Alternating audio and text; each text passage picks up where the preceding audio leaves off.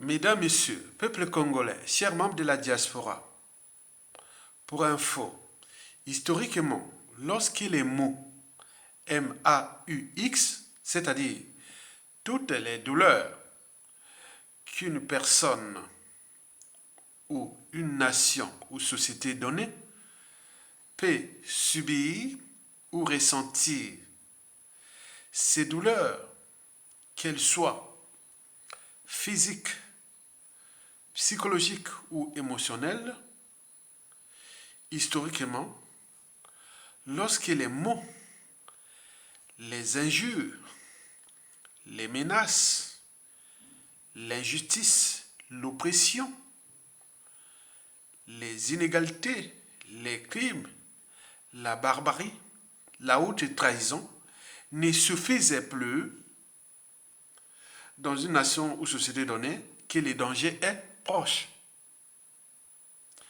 Je répète, lorsque les mots, les injures, les menaces, l'injustice, l'oppression, les inégalités, les crimes, la barbarie, la haute trahison, etc., ne suffisaient plus dans une nation ou société donnée que le danger est proche.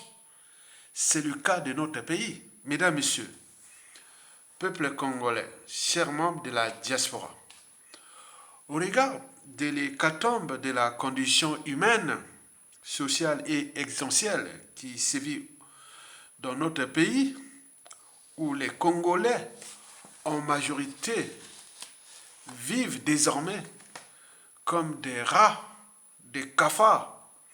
Et ce n'est pas tout. Les Congolais sont devenus des étrangers dans leur propre pays, confère la privation des cartes nationales d'identité. Et n'oublions pas des apatrides à l'étranger, la privation des passeports. Et puis encore, le risque de perdre notre pays est réel. C'est-à-dire le processus de somalisation du pays qui est en cours, c'est-à-dire le climat socio-politique délétère, le risque que ce pays devienne un Far West, ou la loi de la jungle, comme on en a vu au Somalie, partout où ça règne la loi de la jungle, dans une nation donnée après que le dictateur ait détruit ce pays. Mesdames, Messieurs, peuple congolais, chers membres de la diaspora, l'enjeu de cette vidéo n'est pas de responsabiliser ni de culpabiliser les uns et les autres, bien au contraire.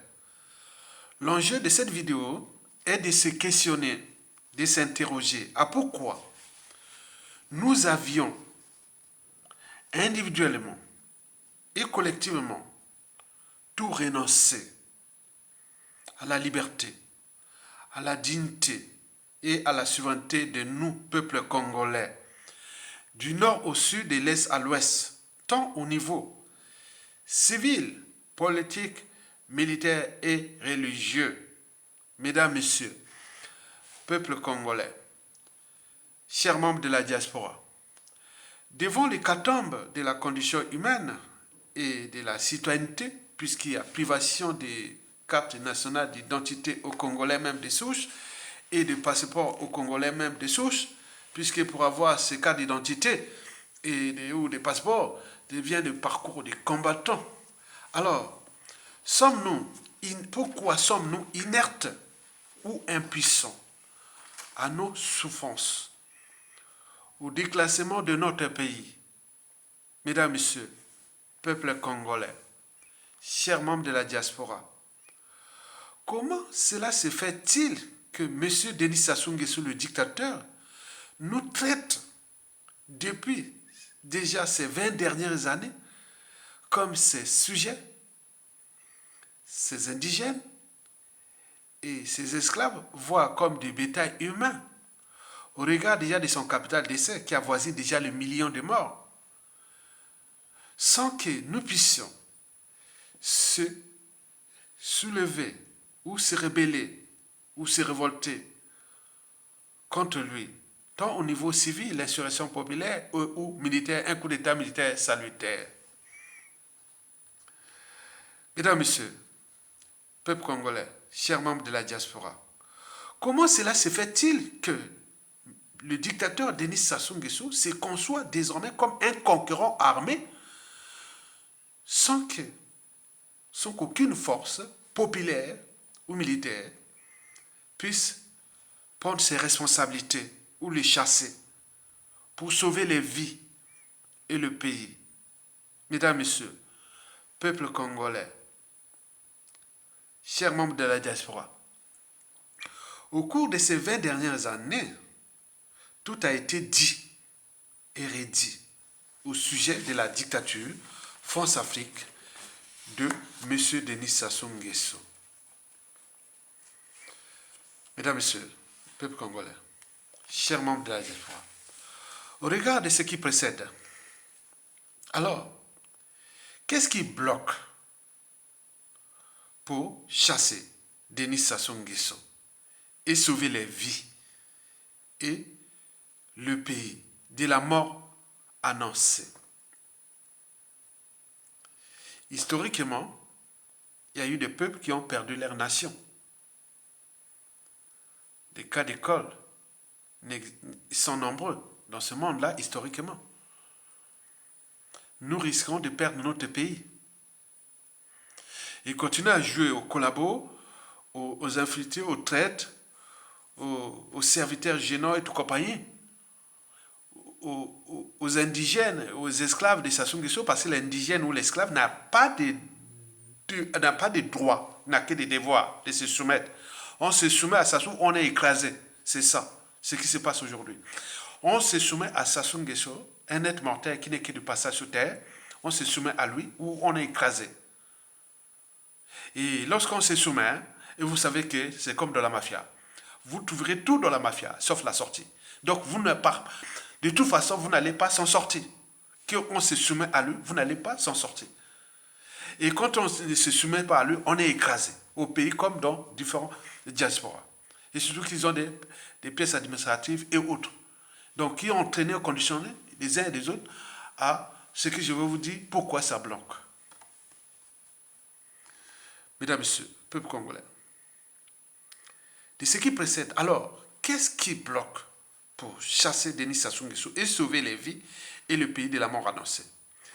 Je vous rappelle que l'enjeu de cette vidéo n'est pas de responsabiliser ni de culpabiliser les uns et les autres, bien au contraire. L'enjeu de cette vidéo est de se questionner, de s'interroger. À quoi? Ou à pourquoi? S'interroger pourquoi? Ben oui. Pourquoi notre pays est brocardé, humilié, insulté, et nous sommes là, inertes ou impuissants, comme des moutons. Alors que dans toute l'Afrique et dans le monde entier, ça bouge. Et nous sommes là, comme des moutons. Alors, qu'est-ce qui s'est passé ailleurs dans le monde? Ce n'est pas ce que nous avions subi depuis 1997. Nous avions subi quelque chose qui est identique à ce qui se passe en ce moment en Ukraine. Au terme de violence, de la mort et autres, nous avons subi ça. Ça fait l'écho. En 1997 à 1999, on parlait de quoi? On parlait du Kosovo, on parlait du Timor oriental. Souvenez-vous les années là. Mais nous, c'était comme ça, regardez. On est là depuis. Le Timor s'est libéré, oriental.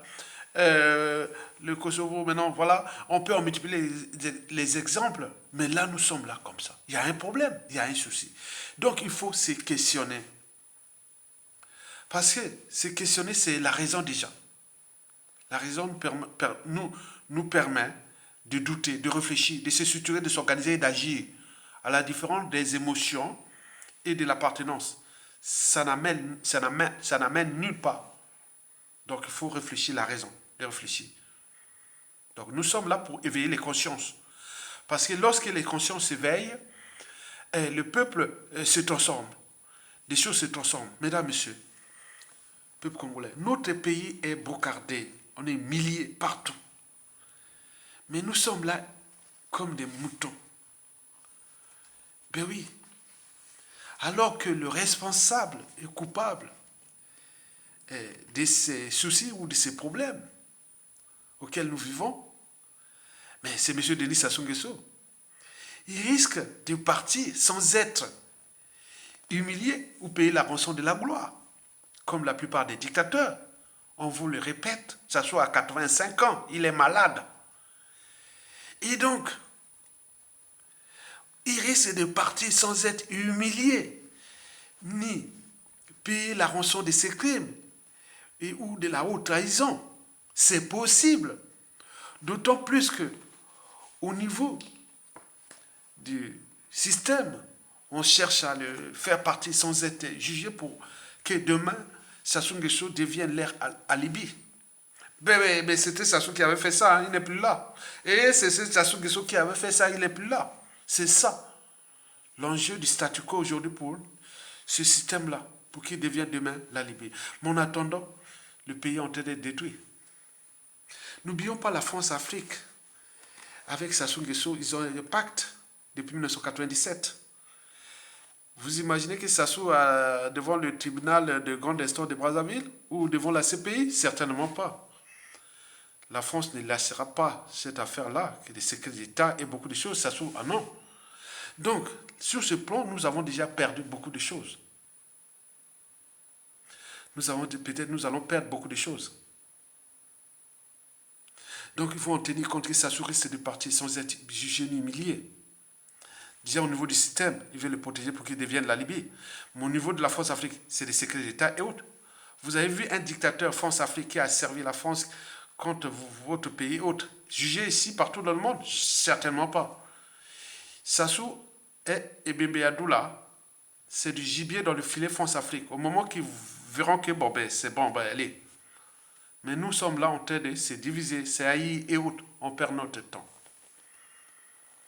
C'est là le danger. Sassou risque de partir sans être jugé ni humilié ou autre. Ce sera le défi permanent des contentieux historiques. Envers nous-mêmes, entre nous-mêmes au niveau du pays, en tenant compte de la sociopolitique de notre pays, de la géopolitique et beaucoup de choses comme ça. N'oublions pas la France-Afrique. Nous risquons de se trouver face à la France-Afrique comme au Rwanda et beaucoup de choses comme ça qui se dessinent. Mesdames, Messieurs, peuple congolais, chers membres de la diaspora, alors, qu'est-ce qui bloque pour chasser M. Denis Sassou Nguesso et sauver les vies et le pays de la mort annoncée? Bon, j'ai repéré pour vous 3 points de blocage et leur signification. Le premier point de blocage et sa signification est le suivant.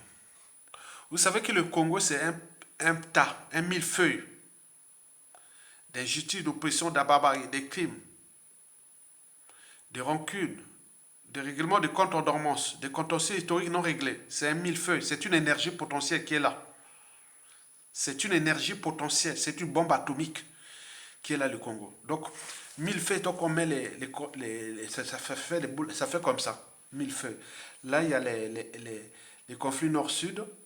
Là, il y a les règlements de comptes individuels et collectifs, les contentieux historiques, l'injustice, l'oppression. Donc, il y a beaucoup de choses qui sont imbriquées comme ça. C'est le millefeuille. C'est un tas comme ça. Il faut en tenir compte de ça. Et donc il y a là une énergie potentielle. Et cette énergie potentielle-là, on ne sait pas comment elle peut se transformer. En énergie cinétique, bien sûr. Donc, ça va être les scènes de vengeance, des règlements de comptes, de tout ce qu'ils ont fait aux uns aux autres. Ils n'avaient pas de monopole de ça. Et ça, ceux qui sont au pouvoir, ceux qui tiennent l'appareil de l'État, le levier, tous les piliers ou les axes de dégager Sassou Nguesso ont peur. Tout ce monde a peur. Vous imaginez Thierry Mongala qui est du Sud, qui va se dire, ah oui, mais parce que je suis du Sud, non, c'est pas possible. Même les gens, les Tizers et autres, non, c'est un système. Donc les gens là ont la peur des lendemains. Donc ils sont du nord au sud, de l'est à l'ouest. Il n'y a pas d'appartenance. Si vous jouez aux appartenants, vous vous trompez. Donc ces gens-là, ils ont ce tas de millefeuilles ou des règlements de compte, tout ça là. Il sait bien que l'État est impersonnel. Dans l'État, on ne sait pas qui est qui. Celui qui va prendre le pouvoir là, est-ce que. Donc, pour eux, ils ont trouvé que bon, ben, Sassou joue bien le statu quo, donc on va aller autant que. Or, ils sont en train d'accumuler cette énergie potentielle et laisser encore plus grave les règlements de compte et de tout ce qui va venir après. Parce que le temps de laisser Sassou Nguesso encore là, donc on continue à multiplier cette énergie-là. Il est énorme comme ça, de ces contentieux-là, des millefeuilles-là, d'État. Donc ça fait peur à ces gens-là du système. Donc il y a des gens au sein du système qui disent, mais comment je vais prendre mes responsabilités de dégager Sassou Nguesso, mais avec ce passif-là, avec plein de choses là qui sont là, donc ils ne savent pas, ils sont perdus. Et donc le point de blocage, pour ce premier point de blocage est important. Ce qui fait qu'au niveau militaire, au niveau politique, au niveau tout, ils sont obligés de suivre la vague du mensonge, de la mégalomanie, du cynisme, de la corruption et de la ruse de Sassou Nguesso. Parce qu'ils n'ont plus de choix, ils sont perdus. Donc ces gens-là sont perdus. Donc il faut en tenir compte de ce point de blocage-là. Et entre eux, ils se disent, attends, est-ce que je prends les responsabilités? Peut-être qu'on va me dire que j'ai trahi le patriarche. Donc vous voyez ça. Donc la signification à ce premier point, c'est que ces gens n'aiment pas ce pays. Donc vous venez comprendre que les gens-là n'aiment pas ce pays. Parce que quand le peuple est en danger, et beaucoup de choses comme ça disait Marine Gwabi, quand les sangs, il faut laver les linges avec le sang et tout ça, ça c'est l'intérêt général. Mais ils n'ont pas le sang d'intérêt général, ils pensent qu'à leurs intérêts particuliers partisans, des conflits d'intérêts et autres. Donc ce sont des opportunistes, ils sont là. Et ce sont les gens-là qui sont encore dangereux entre eux. Parce que quand on a des convictions, on prend les responsabilités, on dit, ah, le peuple, le pays qui nous a tout donné est en difficulté haute, on prend les responsabilités et les dégager. Ça s'est passé au Mali, ça s'est passé au Burkina Faso, ça s'est passé au Zimbabwe, ça s'est passé pendant les printemps arabes de 2011, et ça s'est passé partout. Au Sri Lanka dernièrement, et ça se passe au Chili, au Pérou, partout. Ça se passe. Mais nous, on est là, on nous regarde. Donc ces gens-là sont des opportunistes. Ils n'aiment pas ce pays. Donc demain, si ça choque une situation qui arrive, au vu de la situation du pays, ils devaient prendre les responsabilités. Déjà de libérer les prisonniers politiques, déjà de faire beaucoup de choses, mais là, rien. Donc nous sommes en présence des profils qui sont problématiques pour le pays. Parce qu'au regard de la situation du pays, ils devaient déjà commencer à réfléchir et dire, depuis 2015 à nos jours, ça ne serait plus là. Mais là, on joue au statu quo. En même temps, on est en train de cumuler cette énergie potentielle qui est là, de haine, de rancune, de contentieux historique, de beaucoup de choses. Et vous savez que tout a un début et une fin. Mais on ne sait pas qui est ce salaud, qui est ce fou qui va venir régler ces comptes-là. Donc, au lieu de canaliser cette énergie-là et de se dire non, il faut baisser cette tension-là, donc ça se dégage et on trouve les solutions pour avancer. Mais là, rien du tout. On joue au statu quo. Donc il faut en tenir compte de ces millefeuilles-là. C'est dangereux. Ces gens-là ont des pertes des lendemains. Et surtout que ça les a conditionnés à voler, à vivre des trains de vie dorés sur le compte du bien public. Et les gens dans la merde, 99% de la population dans la merde, ils sont là. Donc ils ont perdu leur liberté, leur dignité aussi. Ils ont perdu leur conscience. Donc on voit ces gens-là, ils ne sont pas, c'est-à-dire au terme de repères, au terme de repères de l'humanité, ces gens-là, ici, bon, on se moque d'eux. Au temps du Code noir, on pouvait le dire au XVIIe siècle, voilà la signification du noir, du Code noir. Est-ce que ces gens-là sont des humains? Est-ce qu'ils ont au moins beaucoup de choses comme ça? Excusez-moi pour citer le Code noir, mais c'est pas bon de citer le Code noir, mais on voit bien la signification à ce niveau-là. Donc, le millefeuille est là. Donc, ils sont là, ils regardent. Au nord, au sud, à l'est. Ils regardent les intellectuels, ils regardent les policiers, ils boivent. Donc, ils ont peur. Et cette peur-là qui fait qu'on est dans les statu quo. Ils ne peuvent pas prendre les responsabilités. Mesdames, Messieurs, peuple congolais. Par conséquent, il faut se dire que d'ici la chute de Sassou, si ça arrive dans le système-là, il faut dire que ça sentira pas bon. Ce sont des situations opportunistes, mais qui... Ils ne vont pas aller... Bon, on peut se retrouver dans la situation, on a vu beaucoup de... où ça s'est passé ailleurs. Mais ce n'est pas ça qui va libérer le pays. Parce que les gens n'auront plus prendre les responsabilités aujourd'hui. Ils ont les moyens. Le régime est aux abois. Tangue, vacille et autres. Mais chacun veut jouer ces jeux-là pour continuer soit à protéger leurs intérêts, leurs biens mal acquis, mais ça ne va pas durer. Je vous dis sincèrement. Et donc, il faut en tenir compte de ça. Le deuxième point, c'est celui de ce blocage, est géopolitique. Ben oui. Géopolitique, pourquoi? Parce que ça soit à diviser ce pays au nord et au sud. Et depuis, bon, depuis 1991 à 97, on a vu ce qui s'est passé pendant la conférence nationale, puis le pouvoir des Lissouba. Et ils sont tenus, on a gavé les nordistes là, ces gens-là, des officiers là, que, attention, souvenez-vous, de 1991 à 97. Mais ils oublient que 1997 à nos jours, regardez ce qui ça soit fait.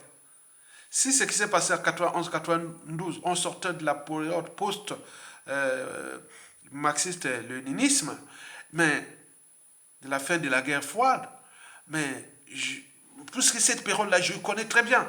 Je la connais très bien puisque je l'ai vécue. J'ai été même moi au cœur de cette période-là, de 86 à 91, 92 ans. Donc je connais très bien, je vous ai fait plusieurs vidéos.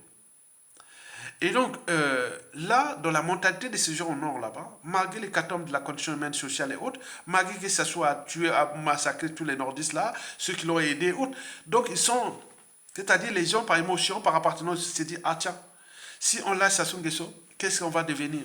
Les sudistes vont prendre le pouvoir, on va revenir autre là, donc ils observent les médias, les réseaux sociaux, les officiers sudistes, donc ils sont leur peur. Donc ces gens-là, la signification c'est que les gens-là sont des tribalistes. Ils ont été entraînés, conditionnés.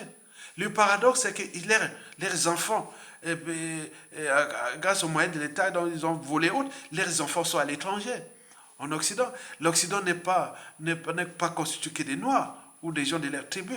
C'est ça le paradoxe. Donc nous avions des gens qui ont été entraînés, conditionnés au tribalisme et qui se referment sur eux-mêmes parce que c'est pas ça. Quand tu vois du nord au sud et de l'est à l'ouest, la convergence des luttes qui soit dans la diaspora, voilà, nous avions plus de réseaux de convergence des luttes. On s'est dit, ah tiens, Aya, mais parce que, il y a un qui m'a aimé, Aya, bon, mais tu as la chance parce que tu as été quand même, tu as fini ton lycée dans le sud, à Pointe-Noire, bon, tu as été à la faculté des sciences à Bakongo, tu n'étais qu'avec les sudistes, tu les connais, mais nous, on ne les connaît pas. Mais attends, ça va avoir des rires. Aya, ton gars, tu as fini ton lycée à Pointe-Noire, chez les Bakongo, les sudistes, après tu as enseigné, tu as dirigé les mouvements de jeunesse étudiantine à la faculté des sciences avec les Bakongo, tu es entraîné avec les Bakongo, tout le monde ne connaît pas les Bakongo. Vous imaginez les gens qui réfléchissent comme ça au XXIe siècle? Il y en a plein comme ça. Ils ont été entraînés, conditionnés. Et quand tu vois le Bakongo, il a peur qu'il va venir quand tu vas. Mais non, c'est pas ça. Attends. C'est comme les sudistes qui voyaient les nordistes, ils disent après, Aya, enfin au moins Aya, toi. Vous voyez comment l'éducation. Donc, vous voyez comment le Congo est devenu. Donc, ils ont la peur grave de Bakongo. C'est pas pour le pouvoir. Ah, pour de rire. Alors que voilà. Donc, vous voyez déjà ça, inversement. Donc, cette division-là a marché. Et ça marche, cette division crée les statu quo, c'est que les gens qui servent Sassou Nguesso là-bas. Mais le paradoxe, c'est qu'ils ont beaucoup de femmes sudistes aussi. Ils ont fait beaucoup des enfants dans le sud. Mais pourquoi? Attends, c'est vraiment la situation anthropologique à étudier. Vraiment, les ethnologues, les psychologues, les psychanalystes et tout compagnie doivent étudier la mentalité congolaise aujourd'hui sous la dictature de Sassou Nguesso, quoi, en termes de tribalisme et autres. C'est pas possible. Donc, il dit, aïe, tu es vraiment.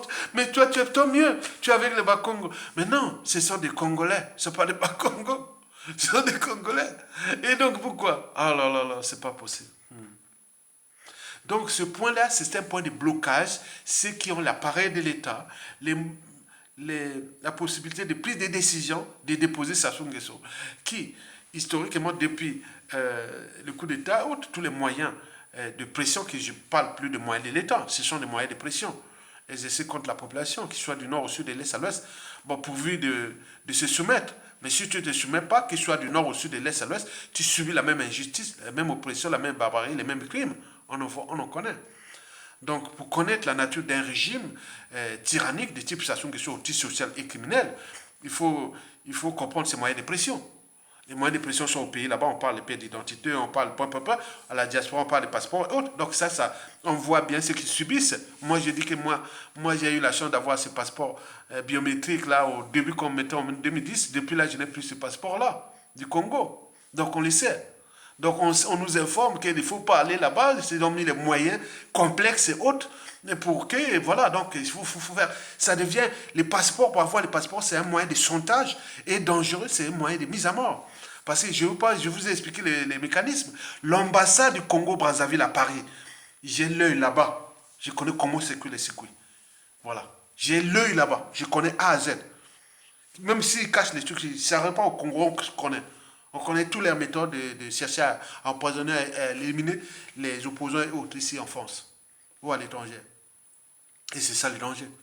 Mesdames, Messieurs, donc au niveau géopolitique, ce deuxième point de blocage, que voilà, donc tout le monde est peu. Vous voyez déjà ça. Enfin, la signification que je vous ai dit, bon, ben, donc nous sommes en présence des gens qui ont été entraînés, conditionnés sous emprise du tribalisme et qui, dans l'espace et le temps, quand ils arrivent souvent en Europe, ici en Occident, ils sont un peu choqués. Mais là-bas, ça fonctionne. Donc, pour combien de temps encore? Donc, Sassou Nguesso est le responsable. Puisque dans toute organisation, qu'elle soit État, entreprise ou association, lorsqu'il y a un dysfonctionnement, c'est celui qui a la tête qui en est responsable. Les poissons pourrissent toujours par la tête. Donc, le tribalisme, c'est lui, le père de la nation, un chef d'État. Je n'appelle pas Sassou, je n'ai jamais appelé président. Je dis un chef d'État qui soit de fait ou de droit, de fait, c'est-à-dire autoproclamé ou putiste, comme Sassou Nguesso, ou de droit, comme fut le cas de professeur Pascal Lissouba, paix à son âme. Mais on est le père de la nation. On doit être au-dessus. Mais là, quand on voit l'historique des dictatures, des dictateurs et autres, les dictateurs ne sont jamais acharnés contre le peuple. Jamais. Ils ont toujours cherché à porter la condition humaine, sociale et autres. C'est-à-dire les gens vivent bien. Ils cherchent à vivre les gens. Les dictateurs ont toujours attaqué leurs opposants, dissidents et autres. C'est tout. Ils ne viennent pas s'acharner contre le peuple. Les tirer vers le bas. Ils détruisent le pays. Le cas de Sassou Nguesso. Donc nous sommes en présence des gens qui ont divisé ce pays au nord et au sud. On voit bien ce que ça donne. Donc l'après va être très dur.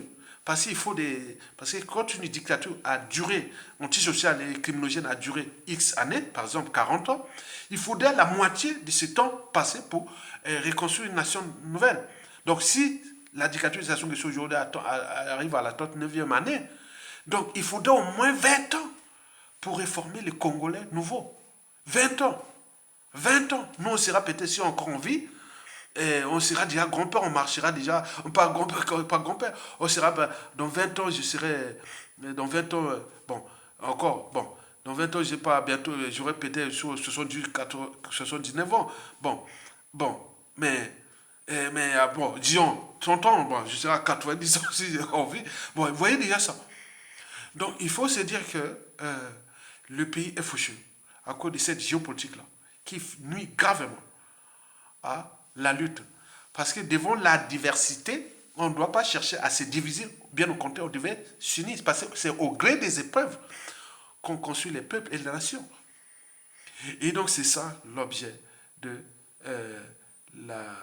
du blocage, du blocage géopolitique. C'est cet entraîné, il a fait tout ce qu'il voulait. Enfin, le troisième et dernier point de blocage est psychologique, c'est dans la tête, au regard de la personnalité profonde du tyran et de la nature de son régime, qui est déjà antisocial et criminel. Sa personnalité profonde, on la connaît. Le mensonge, la mégalomanie et le cynisme. Et donc, au regard de sa personnalité profonde et de la nature du régime, vous avez, par exemple, pu voir au Congo, vous avez la peur envers Sassou Nguesso est énorme. Il y a aussi des colporteurs de la peur. Les gens qui apportent la peur. Attention. Ne dis pas ça, attention. Il va vous tuer. Donc, historiquement, aucune lutte n'a pu aboutir avec la peur. Non, c'est par la raison. La peur est émotionnelle. Et donc, la peur, les colporteurs de la peur. Ils sont de la diaspora, au pays, vous avez tout. C'est identifié. Hein?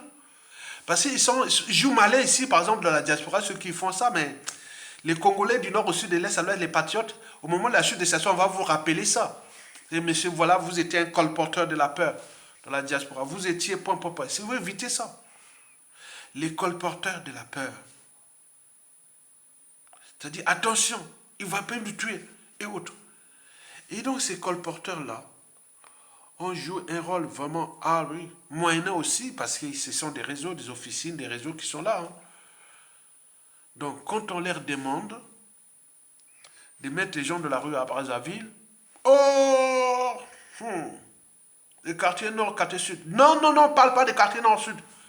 Au nord, au sud de Brazzaville, dans toute la ville, c'est-à-dire sous 100% de la population de Brazzaville. Je suis bien placé pour le savoir. Même les sociologues. S'il y a des sociologues congolais ici qui vont venir écouter, vont venir mettre, je confirme que sur 100% de la population de Brazzaville, 60% est sudiste. Origine, comme on dit, appartenance ethnique, quoi. 40% nordiste. Et dans les 100% là, 40 et 60, vous aviez aujourd'hui, dans la ville de Brazzaville, près de 30% des populations hybrides, c'est-à-dire mélangées nord et sud. Donc cela veut dire quoi? Ça veut dire que les métissages nord-sud représentent 30% de la population de la ville de Brazzaville. Donc si on pense qu'au métissage, les Laris qui sont mis avec les Tékés avec les Nibolèques, les Nibolèques avec les Nordistes et tout compagnie, on le connaît. On le connaît. Vous voyez le secteur là, quand j'étais à la fac, et puis enseignant, quand j'étais à Brazzaville, j'avais le carré, hein, les triangles là, que j'étais souvent. Hein. Les triangles, vous partez des... Les triangles Gamasoko à Kombo, et de Kombo à la Tchémé. On peut dire que c'est un triangle, ouais, en fait, Gamasoko à Kombo. Ngamasoko à Kombo et de Kombo à la Tchémé. Et tu veux, la Tchémé, tu repars vers Ngamasoko. Tous les triangles là. Indolo, Mikalo, Avemango. C'était mon secteur, ils sont là-bas. Hein. Mais là, on était en terre téké. Vraiment téké. Je voyais beaucoup de Laris. Puisque, voilà, là où j'ai passé un temps, c'était de Laris. Côté de la... Voilà, je ne vais pas vous expliquer. Donc les quartiers, je connais tous ces secteurs-là. Petites choses, Ndolo, tout, c'est chez moi. Bon, nous on était les grands de cette époque-là, des années 80. Qu'on disait, bon, grand frère à la fac, voilà. Bon, je vous dis sincèrement, dans la ville de Brazzaville, la population métissée, elle est autour aujourd'hui de 30% de la population. Il y a beaucoup de métissage. C'est-à-dire les métissages, on dit les mélanges inter et tribus. Donc le problème du nord-sud-est ne se pose plus. Il faut dire, bon, ben, ceux qui sont vraiment, ils sont des sudistes purs, restez entre vous. Ceux qui sont des nordistes purs, restez entre vous. Nous avons les métissages. C'est eux qu'on peut les mobiliser. Cette population, à Brazzaville, peut atteindre au moins 300 000. Hein? 300 000 à 400 000. Mais si on met 150 000 les métis, mais le tour du Congo, il n'y a même pas besoin de polémique. Puis si le papa est Larry, la maman est à quoi la mère est peut-être Mboshi, son papa est Teke, ou on peut en multiplier les exemples, ils sont là. Donc le problème de la peur qui va... Non, dites à eux qu'ils ne veulent pas mobiliser les sudistes. Ils veulent maîtriser justement les mélanges sudistes avec les nordistes. Ils sont nombreux là. C'est la sociologie. Qui peut faire la sociologie politique de la ville de Brazzaville? Il n'y a pas des indicateurs, mais on connaît. On sait bien que les quartiers, par exemple, Filou, il y a des mélanges, beaucoup de mélanges, Larry et Teke. On les connaît. On voit les quartiers Mungali 4e arrondissement et 5e arrondissement, il y a beaucoup de Nibolèques qui sont mélangés là. Vous voyez déjà ça. Et donc, il y a tous les mélanges. Donc le problème de la peur qui va tuer les sudistes, c'est un non-événement, c'est non-sens.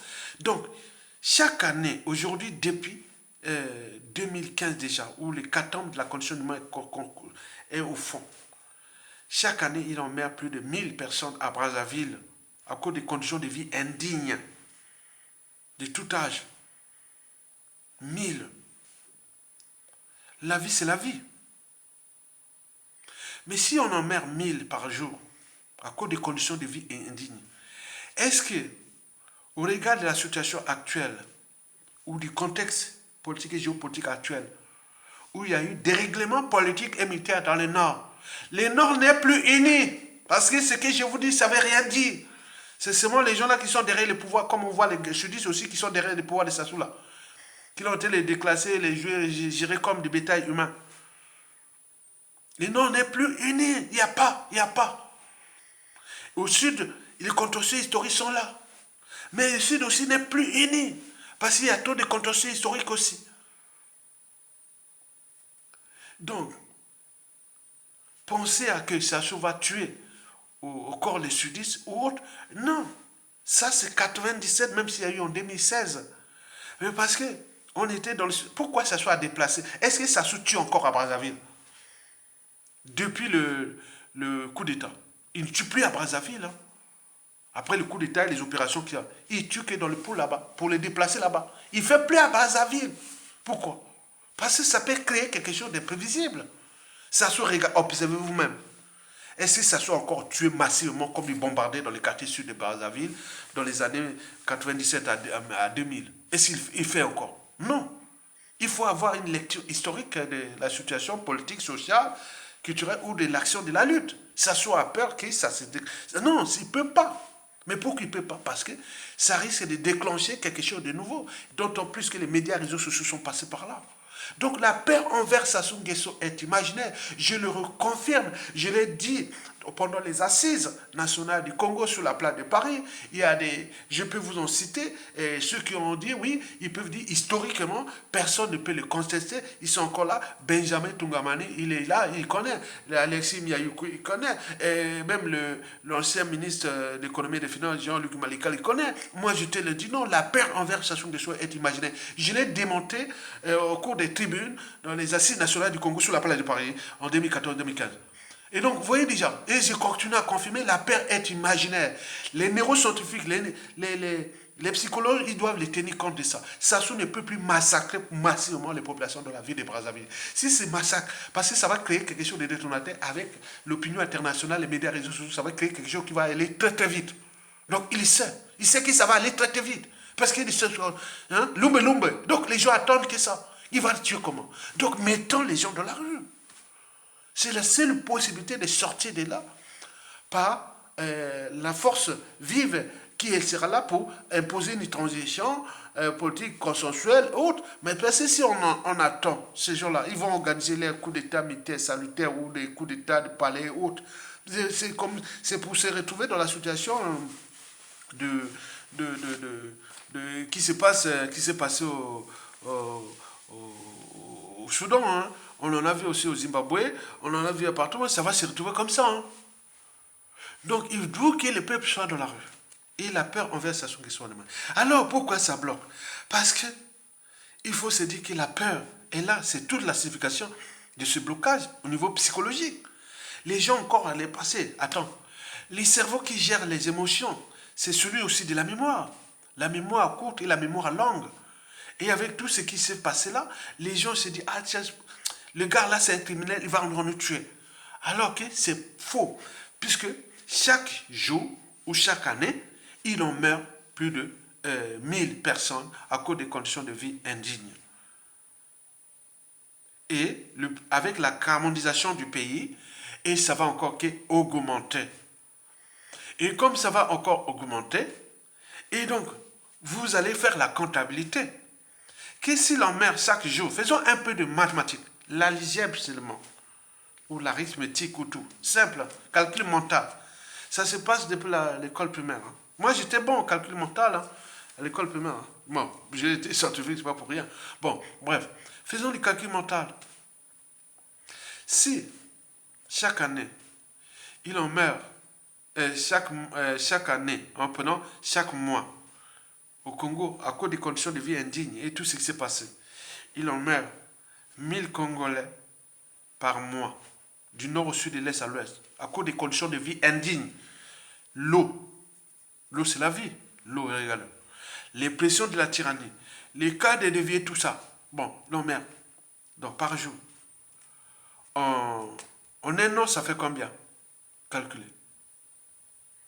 Quelqu'un doit me calculer ça. Je veux un matheux là. Il va me calculer. Je vous donne une équation. Pas une équation, on peut dire. Une opération. Depuis 2015, on a raté dégager sa Sungesu. Je vous dis que chaque année, chaque mois, comment on appelle? Bon. Soyons modestes. Soyons modestes. Chaque année, il en meurt 1000 Congolais à cause des conditions de vie indignes. Et depuis 2015, il en meurt 1000 jusqu'à nos jours. Il y a des moments où il meurt 1200 à cause des conditions de vie indignes. La mort naturelle, il y en a, mais là, il y a beaucoup de Congolais qui meurent à cause des conditions de vie indignes dues à aux pressions exercées par la dictature contre ce peuple-là, qui a piétiné le peuple-là, qui a fracassé ce pays. Donc, faites vous-même la lecture. Depuis 2015, 1000 Congolais meurent chaque jour, chaque mois. Oh là là, 1000 Congolais meurent chaque année. Ça, c'est l'hypothèse la plus basse. 1000 Congolais meurent chaque année. Et depuis 2015 à 2023, on en a perdu combien? Quand on fait des opérations simples, c'est un truc de calcul mental de classe de SEM1, SEM2, 6e, non? C'est ça. Depuis 2015, on en meurt 1000 Congolais par année. Par année, il en meurt 1000. Et depuis 2015 à nos jours, on en a perdu combien? Je répète, depuis 2015, il en meurt 1000 Congolais par année à cause des conditions de vie indignes. Et combien il en meurt, combien on en a perdu depuis 2015 à nos jours? Et si on mettait les Congolais dans la rue, est-ce que Sassou pourra-t-il tuer le nombre là? Est-ce que Sassou pourra tuer ce nombre-là à Brazzaville? Au regard des plans que je vous ai dit, que les gens là, ils sont du nord au sud de l'est, ils sont métissés. On dit, ah tiens, je suis des familles métissées du nord au sud de l'est, de toutes les tribus. On va organiser entre nous, on ne va pas voir les gens. Ah, tu as des origines, tu n'as pas d'origine avec, dans ta famille, il n'y a pas de gare du nord? Non, je n'ai pas. Bon, ok, ça ne nous concerne pas. Bon, vice versa. Dans ta famille, tu n'as pas un gare du sud? Ah ben oui, il y en a. Bah, ok, très bien, ça nous concerne. Donc, prenez que ces gens-là, 30% de la population de Brazzaville, se sont organisés, mettez dans la rue. C'est tout, on va voir si ça se va tuer le nombre de ces métissages-là qui avoisinent autour de 400 à 800, à 400 à 500, 600 000. Hein. Donc il y a plus de, il y a autour minimum 400 à 800 000 Congolais métissés nord et sud dans Brazzaville. Ça c'est sûr. Métissez-moi ces gens-là. On va voir, est-ce que ça saute? Si on met ça saute. On regarde des morts de 2015 à nos jours, où il meurt 1000 Congolais par année. Donc, 2015 à 2023, ça fait combien? Donc, vous les connaissez l'année, calculez. Et puis additionner. Et ramener ces chiffres-là à un nombre de personnes qu'on peut mettre dans la rue et que ça se peut tuer. Non, la peur envers ça est imaginaire. Et donc, c'est un facteur de blocage de la peur. Et cette peur-là est dans ce qu'on appelle les réflexes conditionnels acquis. Donc, les gens, quand ils voient ça, se disent, ah, c'est un criminel. Vous voyez comment ça. Voilà. Donc, il faut en tenir compte de cette réalité-là. Pour récapituler les 3 points de blocage, le premier point de blocage est déjà. Comment on appelle ça? Le premier point de blocage que je vous ai précité, puisque j'ai écrit ça il y a à peine 1 heure, Bon, le premier point de blocage, ce sont les millefeuilles du contentieux historique. Donc, les gens là du pouvoir là, tout le monde là a peur de l'après. Parce qu'il sait bien que ce qui s'est passé dans notre pays et historiquement dans tout le monde entier, quand ça change, ça change. Donc ils ont fait trop de mal à tout le monde, donc ils sont pris, donc ils sont obligés de conserver ça, mais en conservant le pouvoir là, ils s'enfoncent eux-mêmes. Donc ils sont en train d'augmenter le nombre de contentieux historiques et d'énergie potentielle, qui à un moment donné, il peut arriver un salaud, un fou, et ou des gens qui sont déjà préparés que, voilà, vous avez eu votre temps de faire ça, maintenant on va vous punir. Donc, au lieu de chercher les mesures compensatoires, ils ne cherchent pas à trouver les mesures compensatoires aujourd'hui, ils cherchent à garder le pouvoir entre eux, et ils cherchent peut-être à le récupérer après, mais ça ne va pas marcher, on le sait bien. Dérèglement politique militaire dans le Nord, et le Sud contentieux et autres, il y a les intérêts égoïstes et autres, donc ça va chauffer à un moment donné, vous imaginez. Le deuxième point de blocage, c'est celui de la géopolitique nord-sud. On est en tenue conditionnée à la division nord-sud, on voit bien ce que ça donnait. Et moi, Yatonga, qui est du nord, de la région de Sassou Nguesso, on devient des ovnis, on devient des gens rares, mais au niveau du pouvoir là-bas, ce sont des gens à battre, parce que ça fausse tous leurs plans géopolitiques nord-sud. Et donc, on ne fait pas confiance ni au sud ni au nord parce qu'ils ont travaillé, il y a beaucoup d'opportunistes, donc il faut faire attention. Donc, sur ce point. Donc, cette géopolitique-là bloque beaucoup de choses. Parce que eux, au nord, là-bas, ils ont peur que les sudistes, une fois que ils viendront vous les massacrer, ils viendront peut-être les faire du mal, ils viendront peut-être, voilà, inversement. Vous voyez déjà ça, c'est terrible. Hein? Donc, le pays là, a besoin de 50 ans pour... attends, c'est pas possible. Le troisième et dernier point de blocage est psychologique dans la tête. Comme je vous l'ai dit, la peur envers Sassou Nguesso est imaginaire. Mais il y a des colporteurs qui sont là, qui continuent à jouer ce rôle-là. Et donc, ça ne s'arrête pas. Et donc, depuis 2015, ça bloque et ça bloque parce qu'il y a ces gens-là qui sont payés, ils sont financés, ils cultivent ça. Donc, on en voit ce que ça donne. Mais au final, vous savez, les visionnaires ont toujours raison. Mais au moment que ça sort, on se dit, ah oui, Ayatonga avait raison. Que la chute de Sassou ne peut que passer par la rue pour récupérer notre pays. À défaut, si ça se passe par les officines politico-militaires et tout compagnie, donc on va passer dans une période où on voit bien que ça s'est passé ailleurs et on aura perdu beaucoup de temps. Mesdames et messieurs, peu comblé. Les significations de ces trois blocages sont d'un côté que ces gens-là n'aiment pas notre pays et deux, que le tribalisme est ancré dans les esprits, donc c'est très grave. Et trois, c'est qu'il y a la peur de Sassou, qui est une peur imaginaire. Mesdames, Messieurs, peuple congolais, chers membres de la diaspora, donc, alors, il faut se dire que nous, si on est bloqué devant Sassou Nguesso, parce qu'il manque d'engagement, parce qu'une fois que vous êtes engagé, vous n'avez même plus peur. Donc le sens de l'engagement doit être, cette année doit être tournant du sens de l'engagement. Parce qu'une fois que vous êtes engagé, vous n'avez même plus peur. Parce que si vous faites peur, Sassou Nguesso peut faire peur tout. Mais attends, au moment où il chute là, ceux que vous avez fait peur, donc il est tour à tour, la roue tourne, les bourreaux deviennent victimes et autres. Ils savent, tiens, donc on ne connaît pas ce que nous avions dans notre fort intérieur et autres, donc on ne sait pas. Hein, donc ça va se déconcer, donc ils savent bien. Mesdames, Messieurs, peuple congolais, voilà pour l'essentiel de la réflexion intellectuelle que je vous ai dit qu'avant chaque changement majeur, précède toujours la révolution des idées, la révolution intellectuelle. Et pourquoi? Parce que l'ignorance est la pire des souffrances, le savoir et la connaissance vous libèrent. À bientôt. Merci beaucoup et bon vent au peuple congolais. Et merci m'avoir accompagné dans cette réflexion et partagé pour le son de l'intérêt général. Tokolonga, il va tomber, il devait tomber. Merci.